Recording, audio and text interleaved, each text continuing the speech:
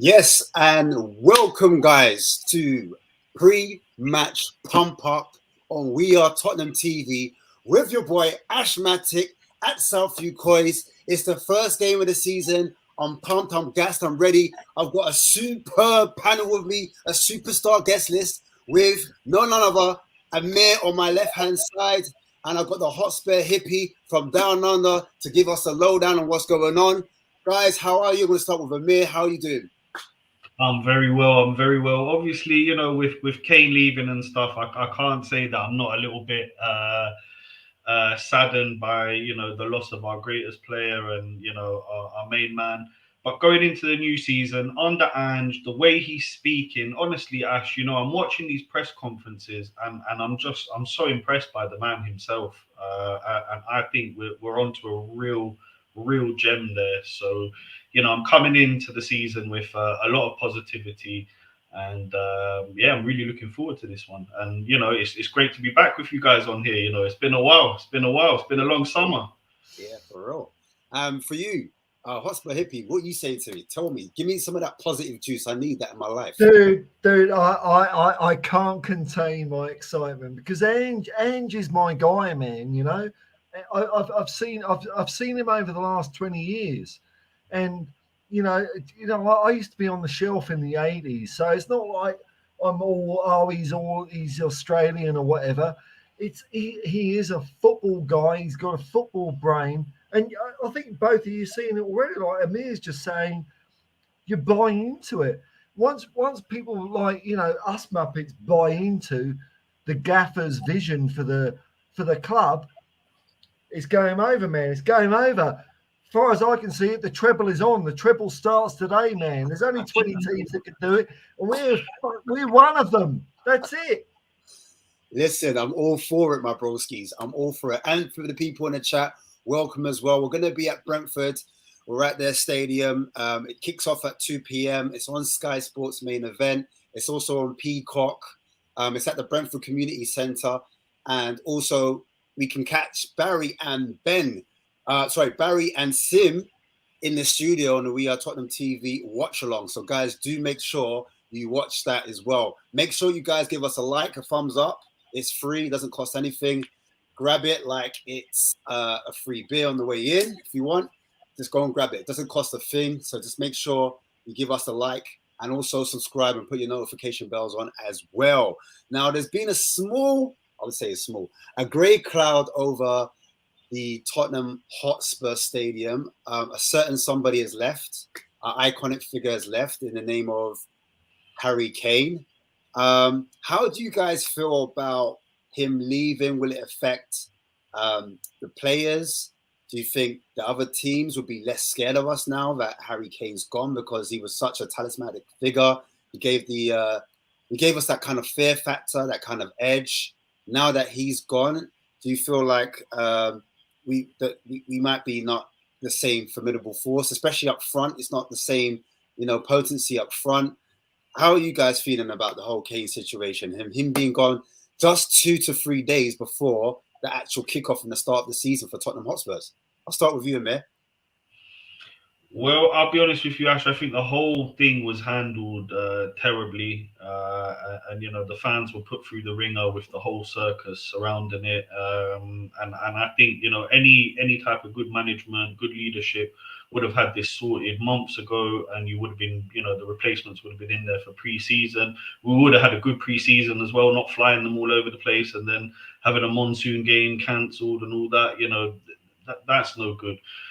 When it comes down to Kane, any team, is going to miss a player of his abilities up there at the top. There's no doubt about that.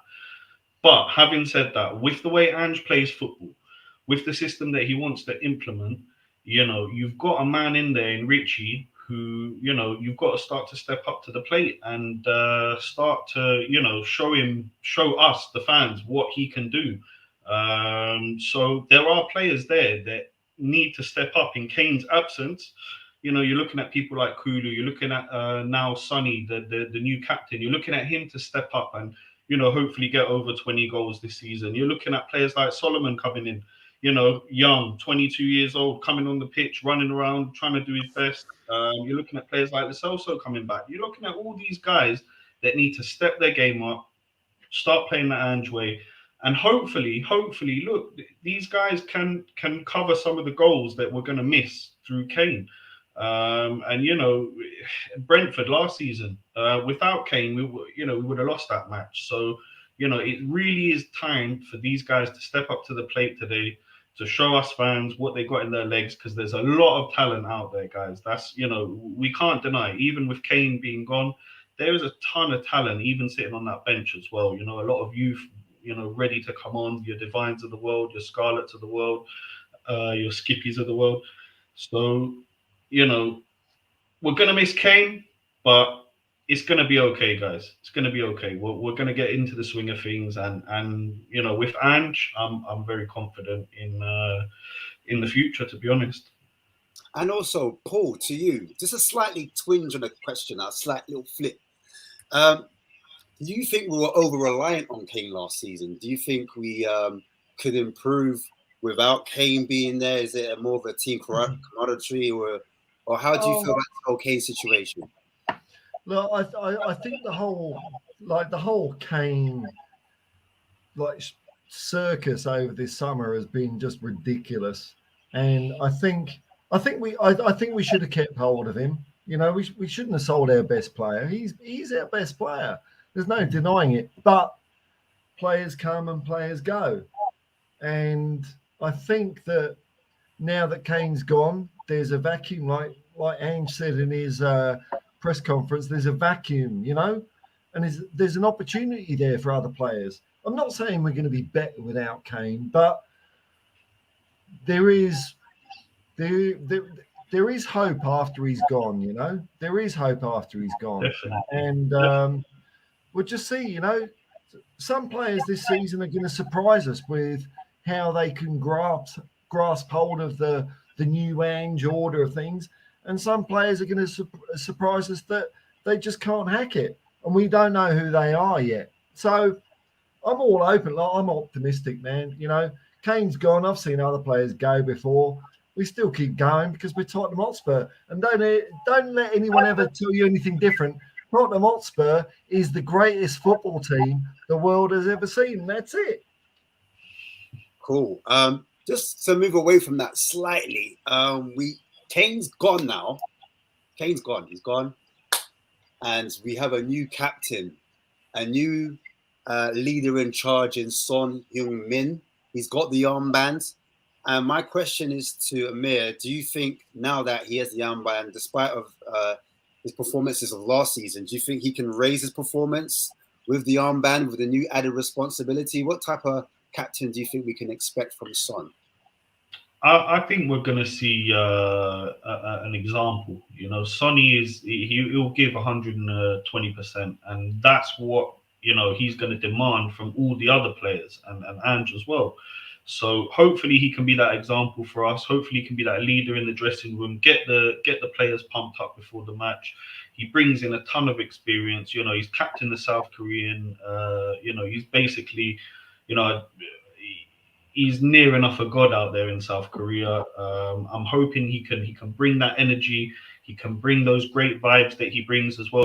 Sonny's one of the only footballers I know that is always got a smile on his face. It's incredible. That guy brings great vibes. So I'm hoping that's going to help push the lads forward.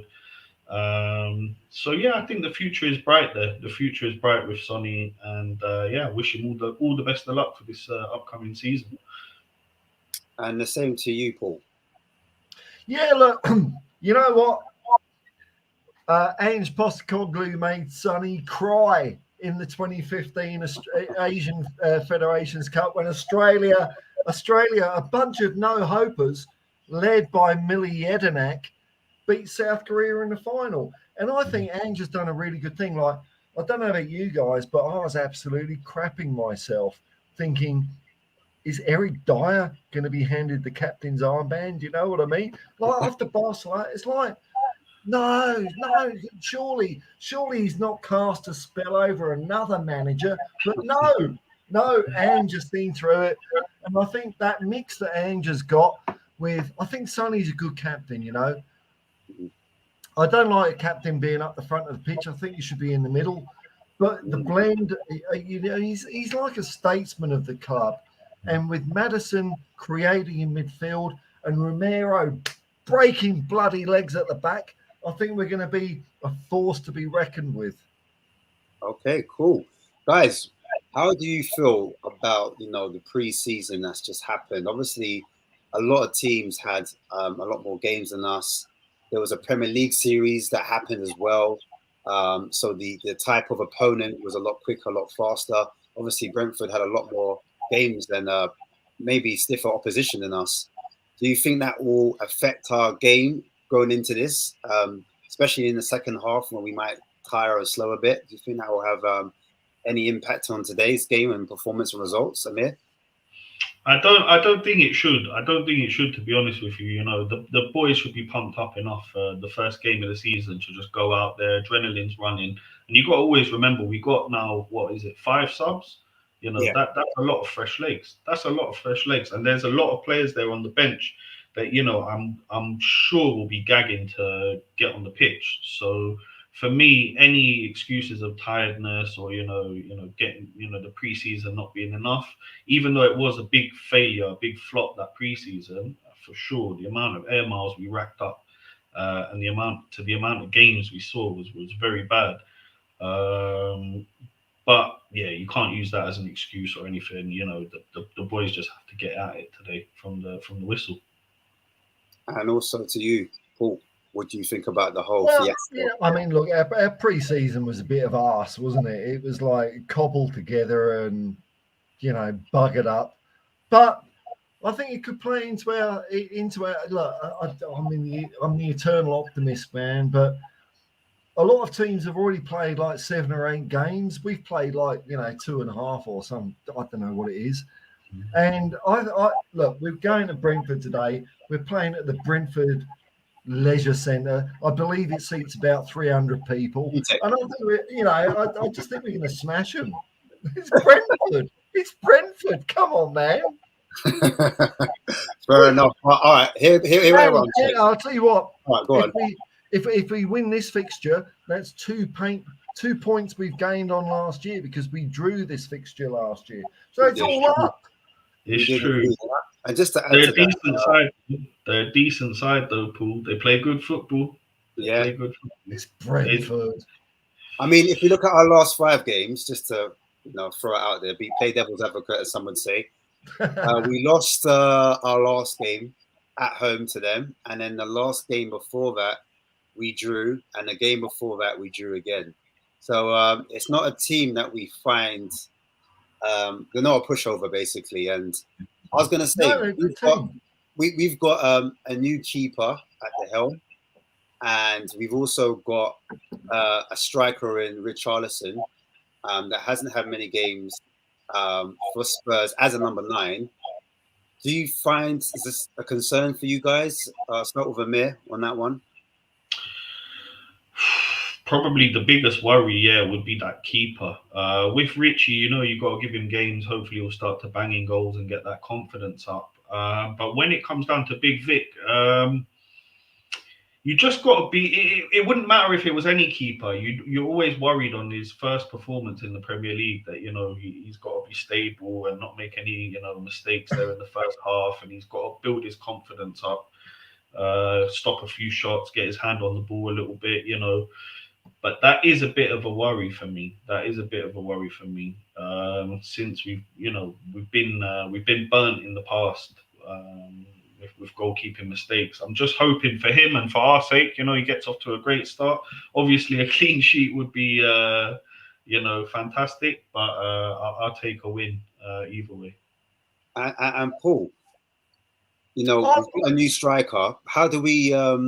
Is there any way we can get over these potential weaknesses, even if Richarlison's not hitting the target? Sometimes he can fall over and doesn't quite hit the target hit the ground running. Is there anything we can do as a team? Can Ange kind of maybe look for another opportunity? I think what we've got up front is we've got a bit of versatility, And I know Amir was banging on the Manor Solomon drum, and I was a bit late to follow. But I mean, dude, the guy on, when he played on the left wing, he was great. And then next game, he's playing on the right wing, better than Kulu. And I'm thinking, wow, this is the signing of the season. As far as the goalkeeper goes, Vicario, there's nothing about his play and his demeanour that worries me, Not in the same way that Hugo worried me, when he's passing out from the back. And Vicario, he seems to be like a person, a keeper with personality, So he's gonna do some dumb stuff. if anyone here is over 50, then it's like a Bruce Grobbelaar, you know. But in that craziness comes brilliance as well. So I think Vicario is going to be much better than Hugo's been between the sticks. And up front, you know, we've lost Kane. You know, those goals are gone, but I'm really excited about Manor Solomon. I really am. I think he's a cool dude, man. He's gonna do something up there. Interesting. So, you guys, I was going to go into something else, but since we're on that topic, do you think Manor Solomon should start ahead of maybe? Because you know Son's the captain, so Son's got to start. Richarlison's our nine. Would you drop Kulusevski for Manor Solomon on the right? I'm there. Go for it. It's a difficult one. It's a really. I've been thinking about this one before the match as well, and I think you've got one other option that you could do there instead of Kulusevski as well. You could play Son up top, Solomon on the left, and keep Kulu on the right. You could even do something like that, and then have Richie coming off the bench, 50, 60th minute to affect the game if we need.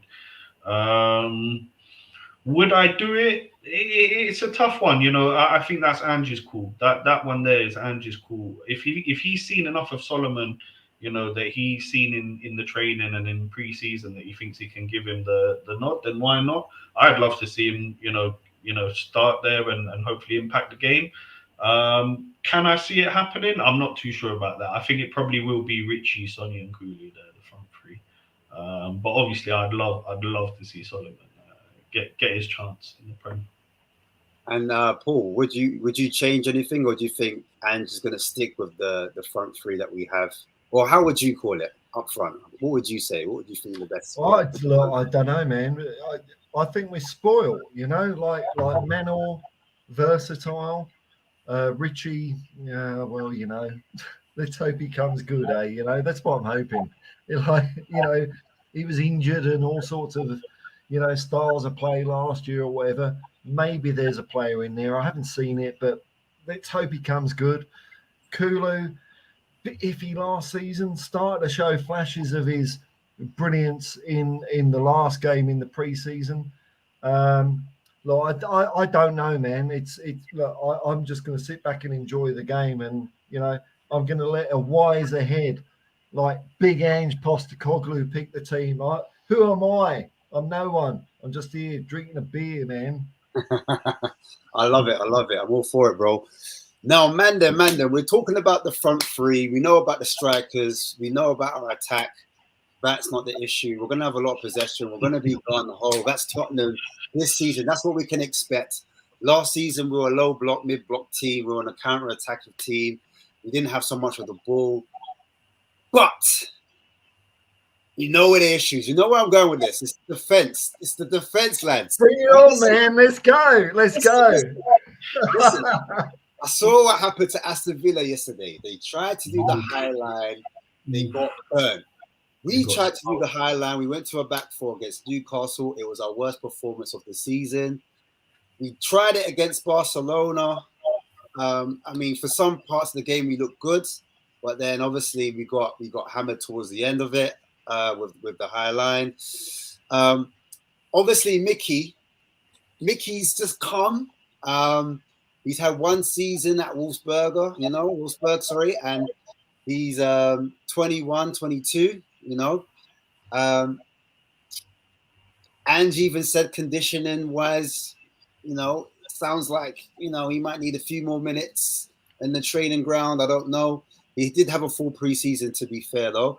How do you guys see it with this whole situation? Do we stick Mickey in, or does Mickey come out?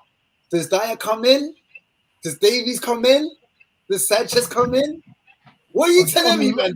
I'm logging off, man. I'm logging off. If you're going to start saying Dyer starting, man, I'm done. None of that. In the stream. You say end the stream, yeah? So what you saying? Is it concern you at all that we're going to have Mickey start? Do you mind if I go on this one, Amir? Or, Yeah, no, go ahead, Paul. Go ahead. Look, we all know our defense is arse, isn't it? It's just toilet. It is just the, you can just breeze past it with a shopping trolley full of goods, and you're not going to get stopped in the car park. You're going to get your goods home full of contraband, And the thing that I was surprised about in the game against Barcelona was, and I think we dominated that game. And I think with the reason we lost that game was just because Ange wanted to get minutes into players' legs. We could have won that game. We were all over them, man. That was our second team, and we were all over them. Yeah, But but Sanchez, and I'm not a Sanchez fan, I'm not saying this, that he's the long-term solution, but Sanchez was actually good in that game. He was fast at running back. The timing of his tackles and blocks was good. And if Van der Ven, I love to see Van der Ven, obviously, because shit, it's someone new. But if he's not ready, maybe Sanchez is the guy. I don't want to see Dyer, man. I don't want to see Dyer. I don't want to see Davies or Tangang. Look, if Van der Ven ain't ready, maybe Sanchez can just hold it for now. Maybe put his value up so we can sell him for a few more million quid to some other bloody Russian team that no one wants to sell him to and he don't want to go to. But there's hope there, and who gives a shit about defence anyway? We're going to be going on the front foot against these bees. We're going to be smoking them. What are you all concerned about, all right. So, I love Amir, it. I love it. do you think we're a bit light in that back line if Romero gets injured? What are you saying? Like, do we have enough going forwards? Are we one injury away from a catastrophe at the back? Yeah, We're always one injury away from a catastrophe at the back. Even when we had Vertonghen and Toby, if you take one of those guys out of the team there, we would have struggled. So yeah, if Romero or Van der Ven or any of these guys get a big injury, we are. Yeah, we're in deep trouble. We're in deep trouble. So you're looking at that Harry Kane money to be spent correctly. We have to be bringing in reinforcements in the last couple of weeks now of the transfer window. For me, that one of those players would have to be a centre back. I hear it. Definitely. My brothers, yeah. I mean, I'm going to get a little bit tactical. Just a little bit.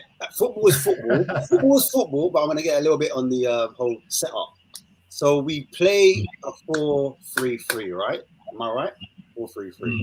And we're going against Brentford, right? So we're going to be in their half. And the counter-attack is going to be on. They're going to want to hit us on the flanks. That's their goal, right? Because that's where we're kind of going to be. That's going to be the exposed kind of area, no? So I'm asking a question to Paul, because Paul's shaking his head already. Like, no, it's not. Do you think we should be a little bit more pragmatic in the fact that they're going to be more dangerous hitting us on those fast counterattacks? That's what Thomas Frank's going to want to do. He's going to want to hit it high, hit it long, and hit it wide. Would you have a 4 and have 2 midfield in front, so 4-2, and then the 3 and the 1 up top? Or would you just keep it gun-ho and just, Hadouken! You know what I'm saying? Just full entourage. All right.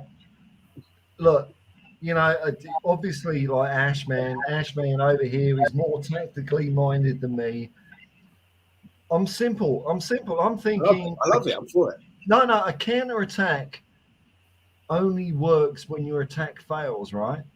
So if we attack and we score a goal, there's no counter-attack. It goes to the centre circle and we kick off again. So that is the best way to play football, is to just attack. Worrying about the counter-attack, who gives a shit? Who gives a I'm all for it. You attack, you score a goal, centre spot. That's it.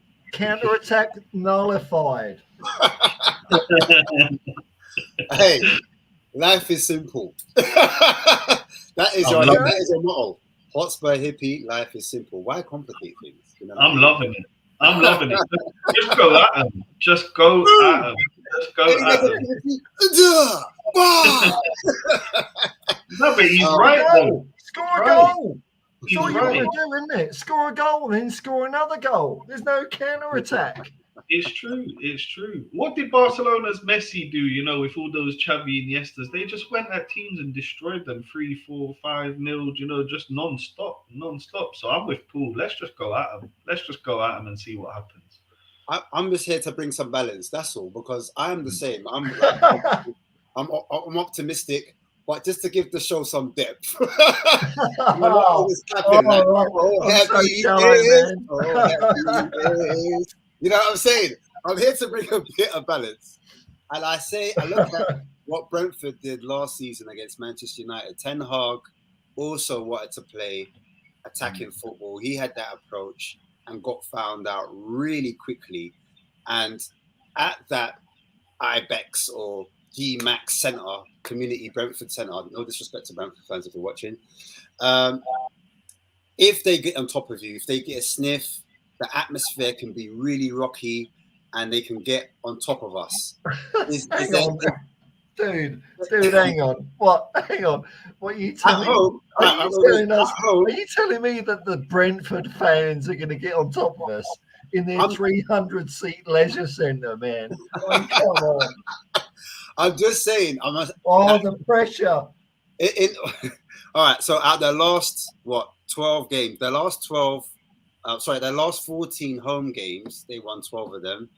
They beat Man City on their final game at home as well, 1-0. You know, there must be some cause for a bit of concern for Ange. Ange must be thinking in the back of his mind, you know, maybe we set up a little bit more cautious against this team. Bollocks, man. You don't know Ange, man. I've seen him 20 years. Like, there is no flipping way on earth he's going to be pragmatic about this. There's no way, man. I think the team lineups out, Ash. Team lines up. Let's have a look. Let's have a check. I share my screen and see. See if I can get it up on my phone at least. Hold on, let's have a look. While Ash is yes, doing they that, are. man, They are. I can tell you quickly that it's going to be Vicario starting in goal. We've got Emerson Royale as the right fullback. Romero at left back. We've got Idoji. And at left sided centre back, we have, wait for it, Van der Ven. Yeah. Yes. Celebration. Yes. We also have Skip starting. Yes. And we have Basuma, and Madison in that midfield three. So Skip, Madison, and Basuma. And we have up top Richarlison, Son on the left, and Kulusevski on the right, guys. Amir, I'll come to you first. How are you feeling now? You know, as soon as you skipped from Romero to Udogie, I was like, why did he skip that other centre? So Van der Ven starting, is that right? Mickey Van der Ven starts. Wow. So for me, welcome, my brothers and sisters, to the post-Eric Dyer era at Spurs. It's brilliant, man. Beautiful, beautiful. Isn't it nice that Eric Dyer has not cast his great spell over another new manager? That he's just like, piss off, mate. Well, you said it, Paul. You actually came out and said no, and I was trying to flip it and give the show a bit more like that was Anaka, and you were having none of it. Like, no, bollocks. We're going attacking. I'm not having it. Mickey Van der Ven starts, and he even said that, you know, he wants the type of defender he needs. They need to be attacking. They need to be aggressive. They need to be fast. They need to be fast, man. That's Mickey. I can't wait to see it. What's the bench like, Ash? Yeah, so the bench, I'll just give that to you now. We've got Austin, Pedro Porro on the bench, Davies, Sanchez as well, Højbjerg, Sarr, Lo Celso, Perisic, and Solomon. So as you can see, we're stacked in the midfield department. I can see no sign of Eric Dyer in that subs bench. So, guys, I don't know what you think in the Victory! comments. The treble's on, man. I'm over the moon, like. this is gonna be a great game. Oh, I can't lie. I am on gas mark 9. I'm buzzing. I've just completely lost my head. I'm gone. So yeah. Let me get back to the actual debate. There is no debate really. I was gonna say, Nuno obviously won his first game. I think Conte won his first game. I've got a feeling Andrew's gonna win his first game. Would you have changed anything about this starting lineup in terms of maybe seeing a Giovanni Lo Celso instead of a Skip, or would you put maybe a Sarr instead of Skip? Is Sarr the right call? Are you happy? How are you guys feeling about it? I'm happy. I'm happy with the lineup, and I think Skippy there has honestly, with that performance against Barcelona, the goals he scored, the way he was playing in that bit more advanced position, I think he deserves his place. I think having those players on the bench, reading that bench, I don't think we've had that strong of a bench for a long time. You're looking at players like Perisic, Lo Celso, Solomon, Sarr coming on, that those are very, very good players. So I think he's got the 11 spot on, to be honest with you, Ash. And yeah, I can't wait. I'm excited. What about you, Paul? What do you say? Yeah, look, I like Sarr as a player, but I'm just a bum sitting here looking into a camera on a laptop. So what do I know? But no, it's exciting. And like Amir said, the options off the bench are quite tasty. It's been a while. It's been a while since we've had that at Tottenham, where we've had the last 5 years we've had a good first 11. But off the bench, it's been a bit. Yeah, you know what I mean. It's like it's not gonna wet your whistle or anything like that. But it's like, okay, we've got a good team going out there, and we've got options.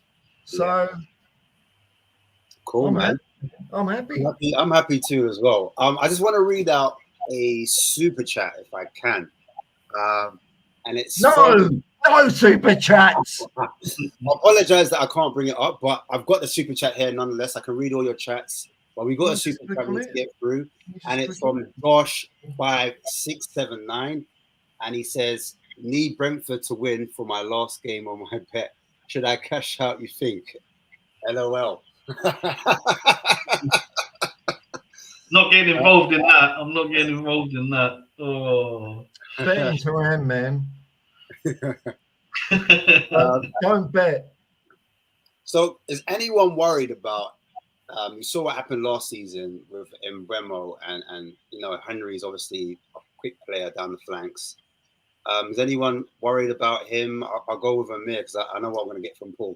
He's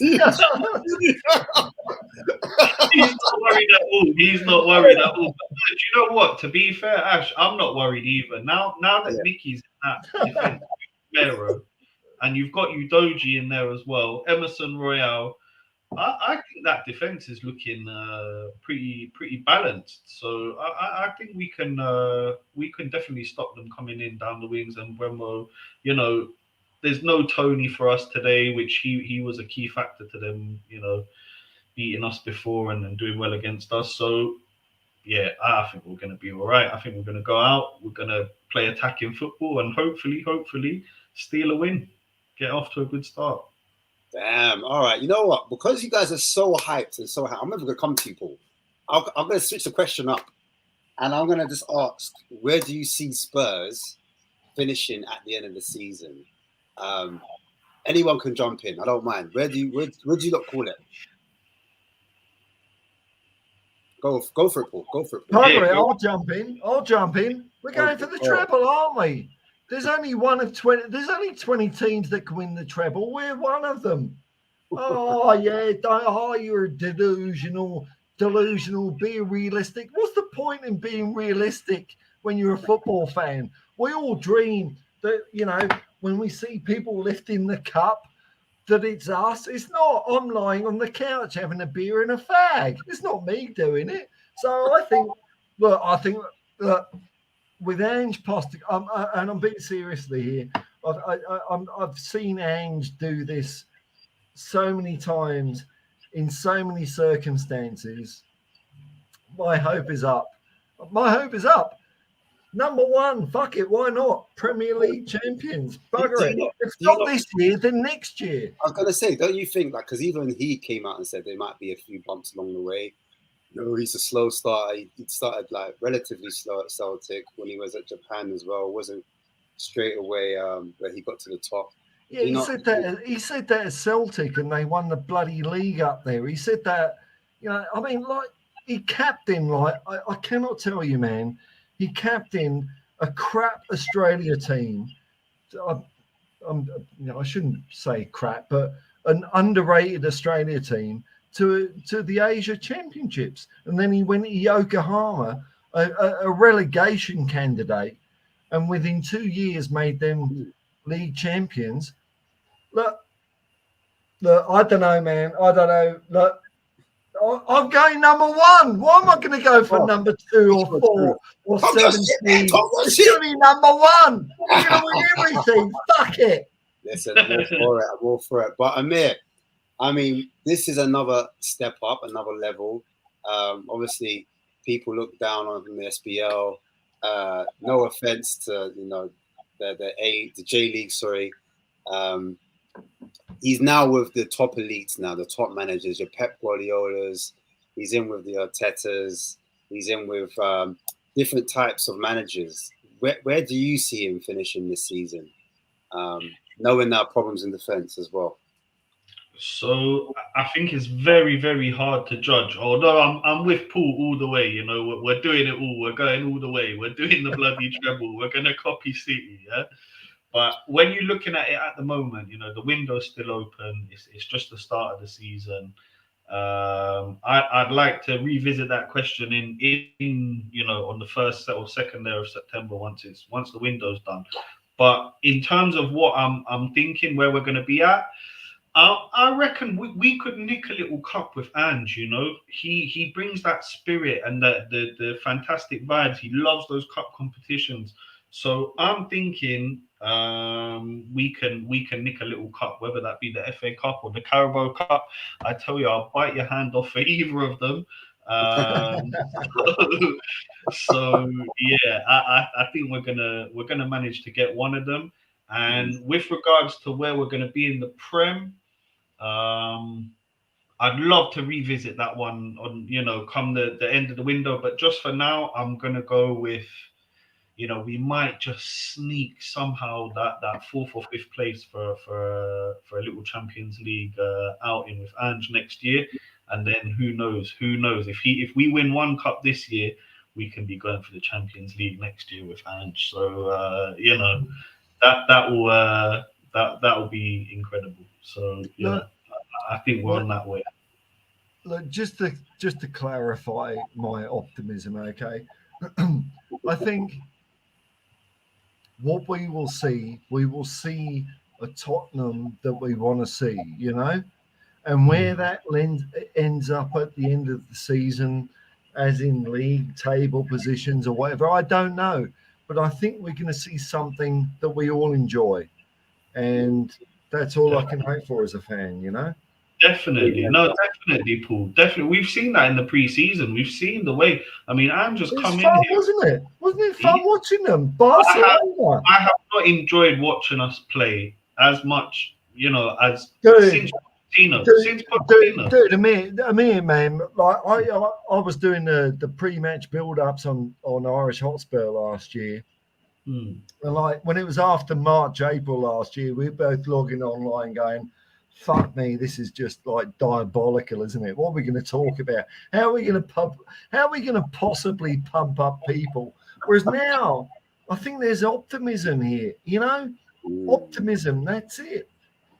I think what he's done in a short space of time, if I can jump in as well, guys, despite the players, because I was going to ask as well, I was going to ask about, the window, what you think of it so far. But before I get there, I'll just put my input in, and I just think, despite the players that we have, And we have done a lot of investment over the last few seasons. We have, especially compared to what Brentford have done. They're a different club altogether. But the actual environment is what I wanted to talk about. Players that you thought maybe not so good are now performing. Players that you may not even looked at are now performing. And it's just down to the culture he's created at the club. And that was what we were dying out for. We were crying out for someone to kind of lift the club, lift the fans, give them hope, give them new optimism, new belief. And he always talks about that word, belief. I think that's very important because you can have, the best player in the world, but if there's no belief, if you don't think you're going to achieve anything, then what's the point? But let me get back to the question. And preach it, man. You're going good. Yeah, it's about belief. It is about belief. What's the Ash in the building? Oh. But yeah, we're in the water. Sorry, I digress. So, but what I was going to say, Amir, what do you think of the window so far? Bear in mind, we sold Winks, we sold Kane, and we still got quite a lot of players on our books. And it feels like we're not really going to be able to get anyone in until some of those players get moved on. And we've got less than 3 weeks, less than 19 days now. How are you looking at this window? What are you rating it out of 10? Well, exactly because the reason you just gave, the outgoings haven't been enough there, and for me, there need to be a couple more additions. So for me, if I had to rate it out of 10 at the moment, it's a straight down the middle. It's a 5. Like okay, we've got Madison in, and we've got Van der Ven in, fantastic, and we nicked Solomon on a free, and we got the young defender in there, Phillips as well, and this youngster Belize. Okay, fantastic, but you've also got to factor into the equation we lost our best player, Mr. Harry Kane. So once you factor all those things in, and then you're looking at as well that we haven't yet seen how we're going to spend that Kane money, I'm putting that at a 5. If you then go and sign a fantastic centre back, say Tosin, Tapsoba, or someone of that ilk, Skriniar, or someone very, very highly rated, and you bring in another addition, then it can possibly nip up to a 7. But at the moment, at present, it's straight down the middle 5 for me. Fair enough. And like, what would you like to see? Who would you like to see come in? What would make it move up to maybe a 7 or an 8? What needs to improve for you, Amir? To get to an 8, it would have to be huge for me. It would have to be 2 like world class players. You're looking at, someone like Tapsoba, Skriniar, fantastic defender to come in, centre back, and probably like an addition up front, in that winger position, maybe like I cannot say the guy's name, Khartiatvili, the Georgian guy, Georgian guy. The guy that plays for Napoli.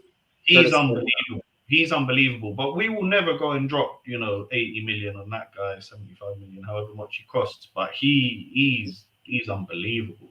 He's unbelievable. You put him there in that squad, huge addition. Then it can creep up to an 8. And the same goes for you, Paul. What do you rate the window, and who would you bring in? What could be fixed at this moment of time? Well, I was really excited, after the Madison and Vicario, because I think Vicario is going to be fantastic. I think he's a great signing. Right, I was all hyped up on Raya, but then Vicario, I looked into him and I'm thinking he's the guy, and then not a lot happened, and we sort of, twiddled our thumbs, and we're looking at our phones. God, when's the latest update on Tapsoba and Van der Ven? So I don't know. I don't know how to rate it really.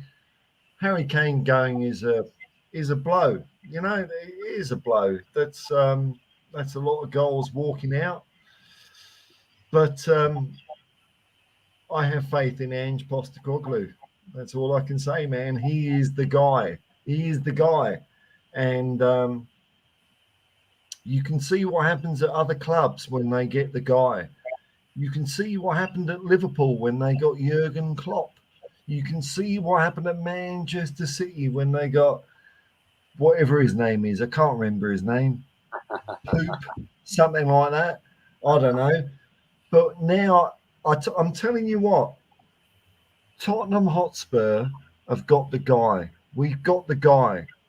So the sky's the limit. So I don't know how to rate the transfer window. You know, time will tell. But I think we're in good stead. Do you think about? Do you think we spent the Kane money already? Like, do you guys I think think that's? we have. I think we have. It sounds like we have, doesn't it? So you What think you can't see what anyone Ange, coming in? what Ange was saying, oh, you know, it's already factored in or whatever. I don't care really. I don't care because you're not going to replace Harry Kane anyway, are you? You know, he's one of the world's best players. So you know, you've just got to fiddle your team around and create the opportunity for someone else to come to the fore.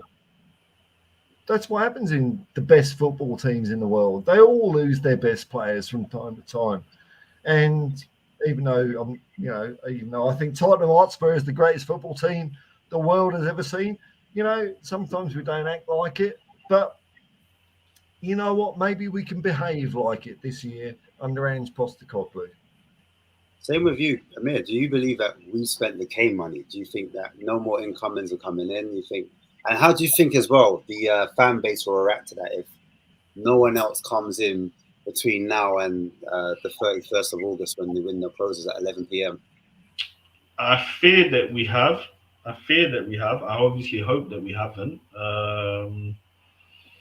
If we don't bring anyone in, I think a lot of fans are going to be quite annoyed. They're not going to be as positive as Paul over here, you know, who's bringing those great vibes. But I can see a lot of fans. If we don't even, you know, add like one more little centre back in there or someone in the midfield, I can see fans being very, very annoyed, you know, adding to the price hikes and, you know, obviously some people with the Kane leaving and, you know, many things. But I think it is time to put all those things aside. You know, support the team, not the regime. Just get behind Ange Ball, get behind what our manager's doing, get behind all the players as well. You know, we've got a lot of youth in there, we've got a lot of young players, we've got a lot of new signings. Let's just try and get behind all of them and really try and push our team on to some success this season, which I believe we can do. I believe we can do. Do you guys think we need another defensive midfielder? I've heard a lot in the comments as well. People talking about getting a six in this team. Is that something you guys agree with, or do you think we're okay in that department? It's just maybe a defender we need, or a striker in replacement of Kane, or even a winger. Would you guys? Where would you prioritize if we were to get one player? What would you prioritize in that Centre window? back, man. Centre back. We got a lot of crap we got to get rid of, haven't we? Yeah. And I think bolstering up the defence is a good thing. I think we probably get rid of Højbjerg as well, you know. But I don't think we need much in midfield. I think we've got options up front. It's our defence, man. You know, it's the same as it's been since fucking 1982. You know, our defence is shit. If we were to get a big centre back in, we've already got Mickey van der Ven that starts, and we've already got Christian Romero. Is that big centre back that we're all craving for? Are they going to be happy to sit on the bench and play second fiddle to like maybe a Romero, who's now vice captain? Do you know what I mean? What do we do with that? How do we recruit in that sense? Well, big teams, you know, they have competition for places. Look at the players that sit on City's bench, you know. So for me, you know, if you bring in even someone like Tosin, right? You bring someone like him in, you don't say to him you're going to be on the bench. He's going to want to play every week. So he's going to be, you know, trying to battle and get either Mickey van der Ven or Romero out of the position. I think that having competition for places is only going to be a good thing in our defence. And it's a long old season. What happens if Romero or Mickey get injured? You know that you're going to need that player. It's so for me, it's a must. I completely agree with Paul on this one, 100%. If there's one player that we need to bring in before the end of the window, it's a centre back for me. Oh, don't go starting agreeing with me, man. This is YouTube. This is the internet. It's going to be controversial. Oh, if he agrees with me, I fucking disagree with myself. I recant what I've said. What about the whole Emerson Royale situation? I think that's a little debate to be had. If he gets injured, we've only got Porro. Is Porro good enough in that position to fulfill the Emerson Royal boots, or are we going to look a bit suspect at the back with Porro being, quote unquote, he can't defend but he can attack? I'll go to you, Paul. What do you think about that situation? Oh, look, I think it's look, it, and it's been the same for like the last 10 years, where we're only one injury away from being rubbish, aren't we? It's not like you were talking about Man City earlier. They've basically got a 22-man squad, world class, the world's best players in playing backup and all that. No other team's going to be able to do that. So you've got to be a bit smart about it. And Emerson, look, I'm happy with Emerson Royale at right back. I'm more worried about an injury in central defence, as we've been, talking about. Then it's only the clock's ticking before Eric Dyer or Ben Davies or someone like that comes on the pitch. So right back. Look, the hope I've got for Porro, right back, is that he's seen what Udogi can do at left back. Look, Udogi, who when he came in, I thought, can he defend? Same sort of Porro connections going on in my brain. It turns out, yeah, actually, Udogi is a really good left back. So maybe Porro can do the same. That's it. Yeah, it's fair enough, man. And that kind of puts, I think, with Porro, because all these players are so young, and I think what Ange's doing, if you look at most of his signings, they're all young. You look at Belize that's come in Yeah. up front, he's like, what, But 19 you years know what, old? man? They're young with attitude, Yeah, Like Porro, even though he had a few defensive arse games, he's running around the pitch looking like the man, He's got that attitude, that persona, and I think that's great. yeah. I agree with that. I think, I don't think there's going to be more tests for us, definitely over the season. We've got a mixture of youth and more experienced players in the squad, which gives us a nice depth, a nice balance. I feel. How are you guys looking for more teams that have more of the ball, more possession? How do you think we will set up against those? For example, we've got Manchester United coming up at home. Um, is there a concern at all that how are we going to look without the ball, trying to fight for that ball back? I'll go to you, Amir. How do you think, like against teams that have more of the ball, how are we going to look? How are we going to be ready for those type of teams? It's going to be a tougher test, of course. It will be a tougher test, but you're looking for those midfield players to really show up. Your Basumas, your Skips, your Madisons in there to really fight for that ball back. If in a pressing system, if you manage to get the ball back within 15, 20 seconds of your opponents having it, that's the ideal. You know what I mean? You do not want them having the ball for any longer than that, and you don't want them to be getting anywhere near your penalty box. So it's up to the midfield, and I'd say Richie as well, a little bit from the top as well. Him doing his pressing and harassing the players the way he does. For me, it's that's going to be key to those games. The Uniteds, the Chelseas, the Liverpool's, all those big games. You're going to look for the battle in the midfield to be won, and if we can win those battles, then we can definitely nick points from those teams. I haven't been impressed from what I've seen from a lot of those teams in pre-season, and I really do think that we can. Put some damage onto them when it comes to it. So yeah, I'm looking forward to United, and I think we can get at them. What about you, Paul? Oh, I think United are toast, man. Like, I'm seriously like it's all this. What are we going to do if they come at us? Well, we played Barcelona.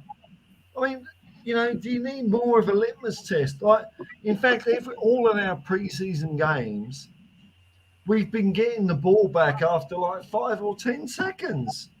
So, okay, we go on attack, we go marching up the field against Man United. They get the ball. 10 seconds later, we got it back. Goal 1-0 Tottenham Hotspur. So, I'm not worried about them. Fuck them. It's only Man United. Does anyone think? Nonsense. Does anyone think that? Just coming back to that Porro question, I see it bubbling up in the comments. Does anyone think Porro could play as a winger and give Kulu competition, or do you think, and that's a fallacy? Porro should stick at, as a right back. I think Ange likes him at right back because that's where he's played him in pre-season. He hasn't played him even when Jed Spence came on. Jed Spence played as a right mid or right winger as opposed to Porro there. Just on that, Ash, what did you make of Ash of Jed Spence's little appearance? Were you like enthused or? I just felt he needed out of place. That's all. I just thought like he hadn't had enough time. He wanted to impress, but he didn't have many touches on the ball. If I'm being honest, he wasn't pressing really, and he left his fullback in Porro a bit exposed. But he just didn't. He looked out of place to me. He didn't look like he knew what he was meant to like, where he needed to be, and that's why he couldn't make too much of an impact because let's face it, he's a right back playing in a position where he doesn't normally play. So I think it was a bit harsh on him because he is quite young. And I think the fan base, fans were very fickle. If you don't turn up in the first 20 minutes, because that's what we had, then you're no good for us. We completely write a player off in 20 minutes. Last season, Conte didn't play him at all. So that's where I stand with it. I think, he was a right back playing at a right mid or right wing position. That's what I thought. Over to you guys. What did you think? Can Porro play in that position? Can Jed Spence? Because I know what you're getting at. Because you're saying Porro could play down that wing. I'd like to see him, have a go at Kulu's position. I think in some attacking aspects, Porro's better than Kulu at whipping in those balls. I think it's definitely something we could look at. Whether Ange sees him as a right winger, I don't know. He didn't play him there, so I probably sees him as a right back. What do you think, Paul? Because I see you saying basically that Jed Spence played that position, didn't do too well. I know Porro did play that position last season under Mason, and some people thought he looked slightly better. What's your opinion on that one then? Look, I mean, is he a fullback or is he a winger? I don't think he's a Tottenham player, man. Wow. Oh wow, go for it. Explain context. We need context. Well, he came on and he had a chance and he didn't do it. He didn't do it for me. But I might be wrong because when I saw him playing for Middlesbrough and Nottingham Forest, he was brilliant. He was great. You're talking about Jed Spence. You're talking about Jed Spence. Oh, sorry, who are you talking about? Sorry. I'm talking about Porro, but go on. Yeah, Jed Spence. Porro. Jed Spence, then we'll get to Porro after. Porro, there's something about Porro that I like about his attitude. There's something, there's a bit of chemistry there. So for me, it comes down to a question of can he fit into the team if Emerson Royale is the preferred right back? Is Porro going to be someone on right of midfield or right up front? Or I think Porro is good because he gives you options. I love players when they give you options. I don't like it. There's so many players that pigeonholed into 2 square meters of a pitch, whereas Porro, okay, he's like a right back, and we went through this crazy fad of buying this stupid position called a wing back, which is ridiculous and is fucking stupid. But can he play anywhere else on the pitch? And I think he can play like up in a Kulu position or a right wing or something like that. Yeah. It's not dead to him. Do you guys think Emerson Royale is that the answer then? Is he good enough as a right back? Not to win shit, but he's the best we got. What do you think, Amir? Is it Is Emerson Royal good enough for Andrew's system? I think he's got a lot to prove. You know, he's done well in bits for us, and he has proved that he can defend well. You know, it's his attacking side of the game and his passing maybe that lets him down a little bit. You know, when he tries those old no look passes to nobody. But yeah, he's good. Emerson's got a lot to prove. I think you know he has the right attitude, which goes a long way. So I do think that he can fit Ange's system, and I think he'll do well this season. To be honest, Emerson, he's got the right attitude. Got the right attitude to the sport and to going about his business. So I really hope he does well.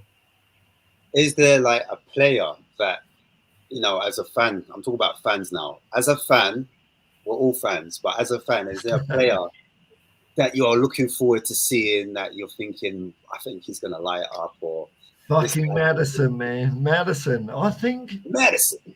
you know what? I'm excited about seeing what he can do. You know, he did a couple of things with the outside of his boot. He's having a bit of shots, but I like Pape Matar as well. I think Pape Matar could ignite this season, you know, absolutely. You know, Pape Matar is a guy he's played at a World Cup. He's won an African Confederations Cup for Senegal. It's not like he's a shrinking violet. He's some poor little young kid we need to nurture. He's ready, man, you know. And I think Ange sees that. So, you know, Maddison and Pape Matar are two, but there's so many that could flourish under the auspices of White Hart Lane, man. Fair. And what do you reckon, Amir? Is there anyone that you're looking forward to, or anyone that might surprise? You reckon might pull it out the bag? I think the number one. I think the two that I would go with, like the ones that I can really see, having a glorious season. One is Udogie. I think he's be fantastic from what I've seen, and I was watching him last season at Udinese. Absolutely fantastic young player. And the guy that I have to say, I would love to stick Sarr in there, but I've got to put Basuma, because I think Basuma, honestly, the way he's going about his business, he's got a smile on his face. He was absolutely bossing it in pre-season. I think he's going to have a fantastic season. And obviously, I'm going to have to give a shout out to Solomon. Get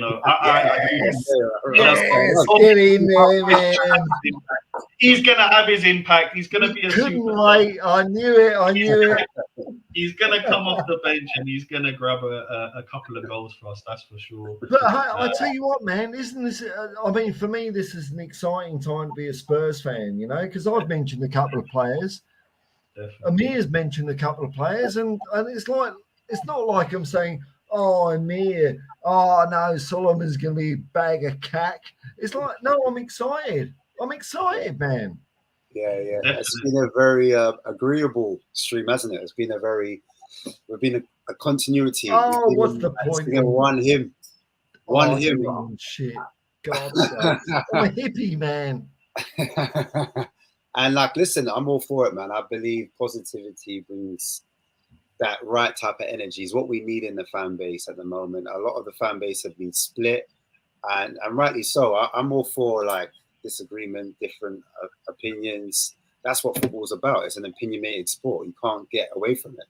So look, every fan can support their team in their own way. That's all individuals. There's no rhyme and reason to it. There's no big man telling you what you can and can't do.